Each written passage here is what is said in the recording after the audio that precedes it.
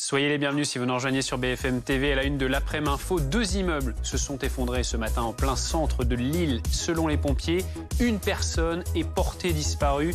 Il s'agit d'un médecin. Le bâtiment avait été évacué dans la nuit par précaution grâce à l'alerte donnée par un habitant.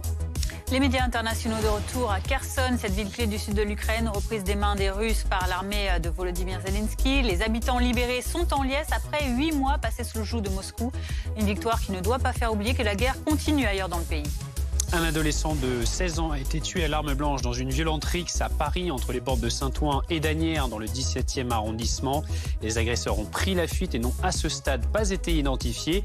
Une enquête a été ouverte.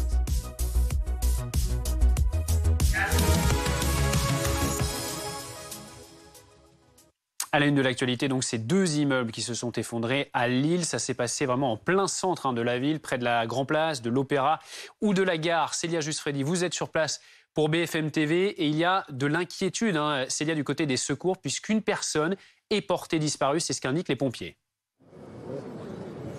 Oui, les pompiers viennent de nous apprendre qu'il pourrait y avoir une victime sous les décombres que vous voyez juste derrière moi. Il pourrait donc s'agir d'un médecin d'astreinte qui aurait passé donc la nuit à travailler. Alors les pompiers ont décidé d'enlever les gravats à la main, comme vous pouvez le voir sur les images de Valentin Rivolier. Voilà, il y a une chaîne de pompiers qui essaie de dégager l'endroit sans utiliser d'engin au cas où il y ait une personne donc sous ces décombres. On a aussi pu voir un chien qui reniflait l'endroit pour essayer donc de trouver une personne. Une vieille dame a aussi été évacuée il y a environ 1 heure. Elle n'est que légèrement blessée. S'il y a que si peu de victimes aujourd'hui malgré cet effondrement, c'est grâce à un étudiant qui rentrait de soirée aux alentours de 3 heures du matin. Il a vu des fissures, les murs étaient gondolés. Il a donc prévenu les secours. À la suite de ça, la ville a décidé d'évacuer la dizaine d'habitants qui habitent normalement ici. Grâce à ça, très peu de victimes. La maire de Lille a décidé de lui donner la médaille d'honneur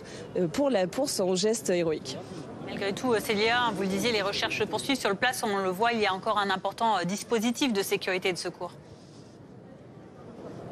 Oui, un important dispositif de sécurité. Bien sûr, la zone est toujours quadrillée. Il y a énormément de pompiers qui sont en train de travailler. Vous pouvez le voir petit à petit. Ils essaient d'enlever les gravats car il y en a beaucoup vu l'effondrement.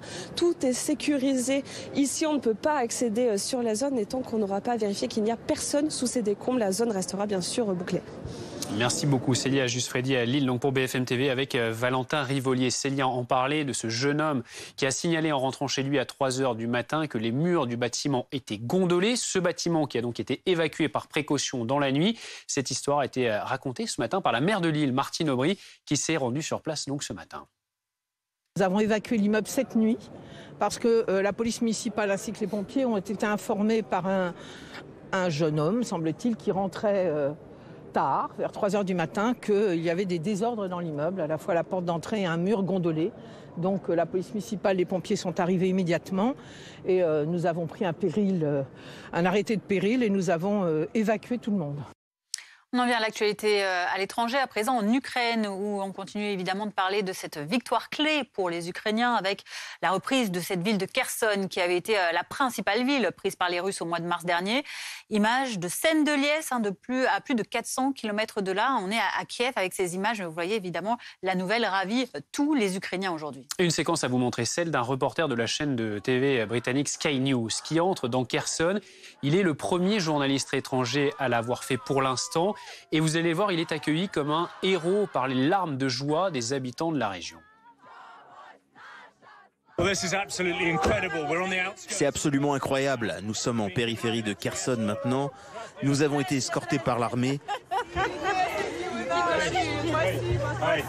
Et comme vous pouvez le voir, les gens sont totalement euphoriques.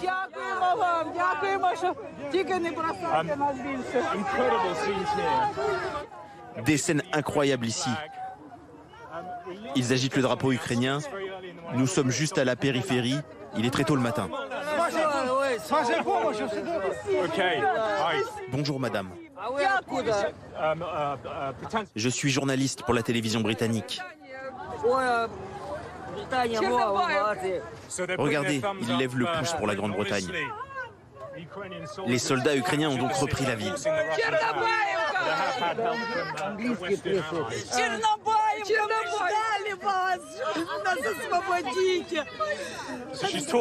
Elle parle de l'aéroport qui est juste en bas. Mais là, nous sommes sur la route principale dans cette ville. Il est très tôt ici, mais les gens sont debout. Ils sont très reconnaissants de voir quelque chose qu'ils ne pensaient pas voir avant peut-être longtemps, voire jamais. La Russie a annexé ce territoire, mais comme vous pouvez le voir, c'est le drapeau ukrainien qui flotte maintenant et le territoire est désormais sous le contrôle des soldats ukrainiens. Et on décrypte cette séquence forte en émotion avec vous, Patrick Martin-Genier, enseignant à Sciences Po, spécialiste des questions européennes et internationales. Quand on voit ce reporter de Sky News qui est ainsi adoubé, qui est ainsi ovationné par la population locale de Kherson, on a l'impression que c'est les Britanniques en général, les Occidentaux en général même, qui sont remerciés pour leur aide à l'Ukraine. Oui, parce qu'on voit que l'on remercie les amis de l'Ukraine, ceux qui ont véritablement aidé. Et c'est vrai que le Royaume-Uni a été aux avant-postes de cette lutte en faveur de l'Ukraine avec Boris Johnson, et c'est incontestable. Ils ont apporté de l'aide matérielle, militaire, ils ont entraîné des milliers de soldats ukrainiens sur leur sol. Donc c'est vrai qu'il y a une sorte d'amour vis-à-vis du Royaume-Uni, et je pense que c'est tout à fait justifié. Et au-delà du Royaume-Uni, avec également l'Occident, l'Europe, naturellement les États-Unis. Ce soldat, donc ce journaliste anglais de Sky News était le premier arrivé, mais je n'ai aucun doute, lorsque l'ensemble des journalistes du monde occidental arriveront, ils seront remerciés également. C'est important, c'est extrêmement émouvant de voir cette ville libérée. Alors que va-t-il se passer maintenant que la ville de Kherson a été reprise par les Ukrainiens? Élise Phillips, vous êtes notre reporter, notre envoyé spécial sur la route de Kryvyi, qui est au nord de la ville. Malgré la libération de Kherson, la guerre continue pour les Ukrainiens. Oui, exactement. La guerre continue. Ce sont d'ailleurs les mots qu'a utilisé le ministre des Affaires étrangères ukrainien tout à l'heure, qui veut sans doute éviter un certain triomphalisme excessif. Car depuis hier, on ressent ici cette vague d'émotions qui traverse tout le pays, parce que la libération de Kherson, c'est une énorme victoire pour l'armée ukrainienne. Mais il ne faut pas oublier que les troupes russes, elles restent tout près. Elles se sont repliées seulement de l'autre côté de la rive du Dniepr, et donc elles se trouvent à quelques kilomètres de la ville de Kherson. Donc dans les prochains jours, l'armée ukrainienne va tenter de renforcer, de protéger ses positions. Tout à l'heure, la porte-parole des forces armées du sud de l'Ukraine a déclaré que l'objectif maintenant, c'était de protéger bien sûr la ville de Kherson, mais aussi tous les territoires récemment libérés qui se trouvent autour de Kherson et dans la région, parce que ce que craignent en fait certains Ukrainiens, c'est d'abord que les Russes aient miné certains endroits de la ville avant de partir, et ou qu'ils ne se mettent à pilonner la ville de Kherson de façon massive dans les prochains jours. Donc pour toutes ces raisons, oui, c'est une victoire énorme pour le pays, mais le gouvernement ukrainien appelle à une certaine retenue, une certaine prudence, car il anticipe donc une éventuelle, voire probable, réaction d'orgueil de la part des Russes. Merci Élise Phillips, en direct de l'Ukraine à Kryvyi avec Sébastien Savoie. Patrick Martin-Genier, on a vu évidemment ces scènes de joie extrême avec la libération de Kherson, mais donc comme on le disait avec Élise Phillips, la guerre continue. C'est quoi le prochain objectif pour l'Ukraine, pour commencer? Eh bien, écoutez, c'est vrai que d'abord, il faut savourer cette victoire. C'est quand même une libération d'une grande ville. Les Russes avaient constamment menti, rappelez-vous. Ils nous disaient tout le monde a évacué, les pro-russes sont évacués, il n'y a plus personne dans la ville. En réalité, il y avait encore beaucoup de monde, comme je l'avais dit, sur ce plateau il y a une semaine. C'était une grande ville, 280 000 habitants, donc il restait beaucoup d'habitants.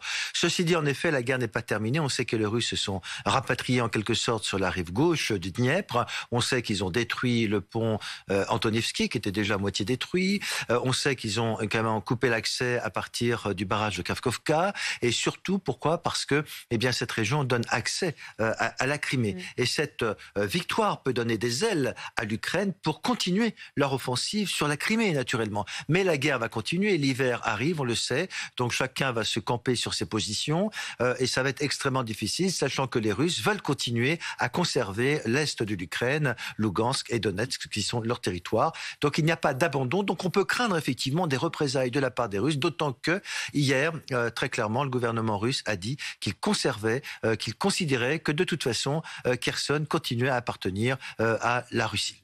C'est ce que j'allais vous demander, Patrick, effectivement, comment va réagir la Russie? Est-ce qu'il peut y avoir des représailles telles que des bombardements intensifiés, comme on avait pu le voir, par exemple, après le pont de Crimée et des représailles, des bombardements très intenses 2-3 jours après de la part des Russes. Oui, c'est-à-dire que c'est véritablement une humiliation, une vraie humiliation pour la part de la Russie. C'était la première ville à avoir été prise dès le mois de février. C'était un intérêt stratégique, militaire et symbolique. Je pense que politiquement, Vladimir Poutine est en très mauvaise posture et on le voit bien avec le ministre de la Défense Shoigu qui faisait vraiment une triste mine lorsqu'il a dit qu'il fallait se retirer. C'est un échec pour le général Vorodikin qui était le nouveau commandant en chef de l'Ukraine. Et donc je pense en effet qu'ils vont prendre une offensive. Est-ce que ce sera des bombardements massifs? On verra bien. En ont-ils les moyens aussi? Il y a un problème d'acheminement en matière d'armement. En tout cas, dès lors qu'ils considèrent que Kherson reste russe, et ils ont donc transféré la capitale régionale vers la mer d'Azov, justement, je pense qu'ils peuvent effectivement préparer une contre-offensive. Il pourrait y avoir des bombardements massifs. On ne peut pas exclure un scénario comme celui qui s'est déroulé à Mariupol, avec des armes qui seraient, hélas, non conventionnées. Et comment est-ce qu'on peut prendre la déclaration du ministre ukrainien des Affaires étrangères, Dmytro Kuleba, qui a déclaré aujourd'hui que l'Occident était sur la voie d'une victoire commune sur la Russie? Est-ce que véritablement l'Ukraine se rapproche d'une victoire totale? Oui, je pense qu'il y a des signes qui nous laissent penser que la victoire est dans le bon chemin. Pourquoi? Parce qu'on a vu ces derniers temps, au cours de ces 15 derniers jours, le discours du Kremlin changer. Rappelez-vous, lorsqu'il s'adressait devant un think tank proche du Kremlin, il parlait des experts, qu'il allait écouter des conseillers, des experts. Tout le monde a dit qu'ils allaient évacuer. Et on a même entendu et vu des dépêches selon lesquelles le dialogue stratégique pourrait reprendre entre Washington et Moscou. Il y a un certain nombre d'informations qui laissent supposer que la Russie est en mauvaise posture sur le plan stratégique militaire et donc cela pourrait être effectivement un élément, un signe tangible vers une victoire de l'Ukraine, une victoire totale, ce qui voudrait dire que même la Crimée n'est pas abandonnée, il pourrait y avoir une offensive sur la Crimée et je pense qu'ils sont en situation difficile, y compris dans l'est de l'Ukraine, donc il ne faut pas être raisonnablement ou trop optimiste, mais en tout cas il y a des signes qui laissent penser que la victoire est dans le bon chemin. Merci beaucoup Patrick Martin-Genier. La guerre en Ukraine, c'est aussi regarder ce dessin du célèbre artiste britannique Banksy qui a dessiné au pochoir une gymnaste sur le mur d'un immeuble de la ville ukrainienne de Borodianka, à quelques encablures à l'ouest de Kiev, la ville qui a été massivement bombardée en avril, peu après le début de l'offensive russe. À 15h10 à l'étranger également, bref, alors que la répression du mouvement de contestation se poursuit en Iran, eh bien 2 Français supplémentaires sont détenus dans le pays, ce qui fait 7 Français au total. C'est ce qu'a déclaré aujourd'hui Catherine Colonna, la ministre de l'Europe et des Affaires étrangères. Dans l'actualité également, un jeune de 16 ans a été tué par des coups de couteau lors d'une rixe dans le 17e arrondissement à Paris. Il s'agit d'une rivalité entre bandes de quartier. Les auteurs n'ont pas encore été identifiés. Une enquête a été ouverte. Le préfet de police de Paris s'exprimera lors d'un point presse. Ce sera dans 1 heure, à suivre bien sûr en direct sur BFM TV. Aurore Villemur. Sur le mur de cet immeuble à proximité directe du lieu du drame, une affiche avec un message « On ne meurt pas à 16 ans ». C'est ici, la nuit dernière, aux alentours de 21h20, qu'une violente rixe a éclaté. Un jeune homme, âgé de 16 ans, connu des services de police, reçoit plusieurs coups de couteau. Il est transporté à l'hôpital, mais décède de ses blessures. Un garçon que croisait régulièrement Sarah, habitante du quartier. C'est un garçon qui était connu, je pense, de tout le quartier, très aimable, très serviable. Le connaissant, le voyant régulièrement, oui, effectivement, nous sommes très peinés. À l'origine de cette agression, une rivalité entre bandes issues de différents quartiers, selon le maire du 17e arrondissement de Paris. On a aujourd'hui nous mis en place des dispositifs d'alerte. Ça n'a pas fonctionné hier soir, mais c'est quelque chose qu'on fait très régulièrement pour prévenir ce genre de rendez-vous qui, on sait, sont de plus en plus violents. Des rassemblements que regrette cette habitante, membre d'une association de quartier. Tous les soirs, il y a ces bandes de jeunes qui sont là, devant cette école. Moi, je fais à chaque fois des détours pour ne pas passer par cette rue. On ne se sent plus en sécurité, on n'est plus libre. Selon le maire, les agresseurs qui n'ont toujours pas été identifiés se sont enfuis en tramway après l'agression. Une enquête pour homicide volontaire en bande organisée a été ouverte. Et pour aller plus loin, nous en parlons avec vous, Yohann Maras. Merci d'avoir accepté notre invitation. Vous êtes responsable Alliance Police Nationale. On a entendu le maire du 17e arrondissement déclarer que ces rixes, malheureusement, étaient assez courantes dans l'arrondissement et que, malgré tout, un système d'alerte avait été mis en place. Pourquoi est-ce qu'il n'a pas fonctionné selon vous hier ? Alors le système d'alerte mis en place par la mairie, je n'ai pas les tenants et les aboutissants sur le fait qu'il n'ait pas fonctionné. Nous, sur l'intervention aussi bien de mes collègues que des premiers secours, les premiers secours sont arrivés sur les lieux assez rapidement. Malheureusement, le jeune homme de 16 ans avait pris des coups de couteau au niveau de l'abdomen, des blessures assez profondes, et malgré tout le travail qui a été fourni par les secours, il est décédé des suites de ses blessures une fois qu'il est arrivé à l'hôpital. Comment est-ce qu'on peut empêcher ces rixes entre adolescents, entre bandes rivales? Comment est-ce qu'on peut mieux lutter contre ce fléau? Alors, ce qui est très très compliqué, et là on est dans le quartier de la Porte d'Asnières, effectivement, où on sait qu'on a des rivalités entre bandes. C'est pas le seul quartier de Paris où on peut avoir ces phénomènes-là. Et si vous prenez la banlieue parisienne, c'est même des phénomènes qui sont encore plus décuplés. La vraie problématique, c'est que très souvent, ces rivalités, elles sont sur fond de stupéfiants, de prise de territoire entre des groupes de jeunes. La vraie logique aujourd'hui, c'est qu'on a affaire à un adolescent de 16 ans qui est dans la rue à 21h20 dans un quartier où effectivement on a des bandes qui viennent s'affronter. On a une vraie problématique qui est là pas côté force de l'ordre, mais ces gamins-là, ils devraient pas être dans la rue à ces heures-là. Peut-être une problématique en effet sociale. Le maire du 17e arrondissement, par ailleurs, demande lui plus de caméras, de vidéoprotection. Est-ce que selon vous, ça peut être une solution? On sait que malheureusement, ce phénomène n'est pas nouveau. Est-ce qu'aujourd'hui, des caméras, ça peut permettre de changer la donne? Écoutez, on serait dans une ville de province, je ne tiendrai pas le même discours. À Paris, le réseau de vidéosurveillance, ce qu'on appelle le PVPP, est quand même très très développé. On a la ville, elle est quadrillée par beaucoup de vidéosurveillance. Maintenant, il faut quand même savoir que ces bandes, pour s'affronter, se donnent des rendez-vous via des réseaux sociaux, des choses qui sont très difficiles à remonter. Et quand vous avez un affrontement qui est voulu par deux bandes, malheureusement, moi, côté policier, on ne peut pas mettre un policier devant chaque hall d'immeuble ou devant chaque établissement. Donc il y a aussi, j'entendais dans votre sujet une dame qui disait tous les soirs on voit ces bandes traîner, on contourne le problème. Au lieu de le contourner, il faudrait plutôt signaler aux forces de l'ordre. Alors appeler chaque fois qu'il y a un regroupement d'adolescents, on ne va pas y arriver non plus, mais c'est un petit peu par de la pédagogie. Et en tout cas, si quand on a des regroupements avec des tensions entre bandes, si mes collègues étaient prévenus en amont, on pourrait traiter le problème un peu différemment. Merci beaucoup, Johan Maras, d'avoir été avec nous en direct cet après-midi sur BFM TV.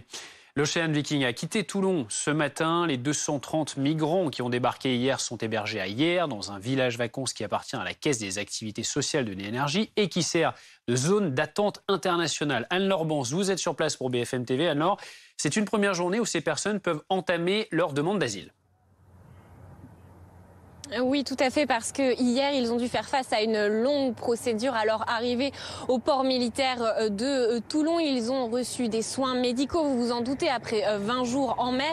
Mais ils ont également été soumis à un examen de sécurité de la part des services de renseignement français. Hier, tout au long de la journée, des bus ont fait l'aller-retour entre Toulon et ce centre de vacances, comme vous le disiez, Benjamin, situé ici sur la presqu'île de Gien, où ces migrants, ces réfugiés désormais vont pouvoir se reposer. Et aujourd'hui, c'est donc la première journée où ils peuvent entamer des démarches de demande de droit d'asile auprès de l'OFPRA, l'Office français de protection des réfugiés.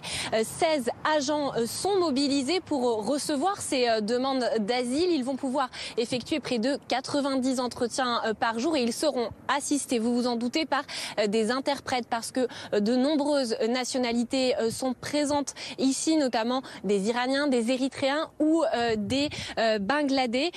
Ces demandes d'asile, elles vont être donc bien évidemment examinées et ces réfugiés resteront dans ce centre pendant une durée maximum de 26 jours, le temps que l'État français statue sur leur demande de droit d'asile. Merci Anne-Laure Borns pour ces précisions avec Hugo Dorsemène. Donc, depuis le Var pour BFM TV, cette affaire, on le sait, elle a laissé des traces entre la France et l'Italie. Conséquence, les contrôles ont repris à la frontière entre les deux pays. Plus de 500 policiers et gendarmes supplémentaires vont donc être mobilisés pour des contrôles. Reportage d'Arthur Escudé avec Alexia Prunier. Toute la journée, les policiers sont sur le qui-vive. Au passage de la frontière de Menton, l'un des axes les plus empruntés pour se rendre en Italie, ces agents fouillent et vérifient que personne ne se cache illégalement à l'intérieur des véhicules. Des contrôles renforcés, mais tout de même aléatoires. Essentiellement quand vous avez un pseudo-chauffeur qui peut être passeur avec des personnes ESI, des personnes seules en général ou personnes retraitées, sans personne derrière, ça ne va pas être des migrants. Sur la frontière franco-italienne, plus d'une dizaine de points de passage font l'objet d'une surveillance accrue depuis jeudi soir. Au même moment, sur les hauteurs de la commune, des contrôles d'identité sont également effectués dans les trains par la police aux frontières.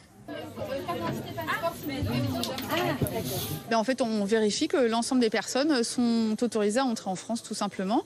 Et quand la personne n'a pas de document, à ce moment-là, elle est acheminée au poste de Menton.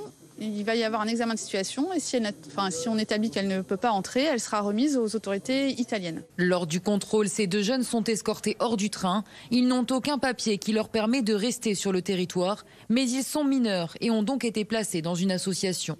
Dès ce week-end, près de 500 personnes supplémentaires vont patrouiller dans les trains, dans les gares et sur le bord de mer pour lutter contre l'immigration illégale.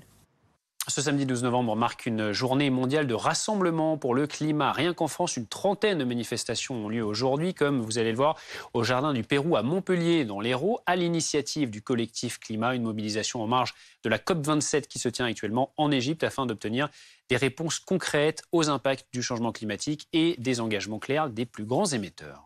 Ne manquez pas sur cette thématique notre émission spéciale lundi soir sur BFM TV, Climat 2050, ouvrons les yeux, un docu-fiction inédit, une émission d'anticipation exceptionnelle qui sera présentée par Bruce Toussaint avec 2 scénarios, des effets de la crise climatique pour envisager notre avenir en 2050. C'est donc lundi sur BFM TV à 20h30. La première ministre Elisabeth Borne sera ensuite notre invitée spéciale. Restez avec nous sur BFM TV. Dans un instant, les suites de la reprise de la ville de Kherson par les Ukrainiens. Et vous verrez les premières images filmées par un journaliste de Sky News accueilli en héros par la population. C'est le premier journaliste étranger à pouvoir rentrer dans la ville.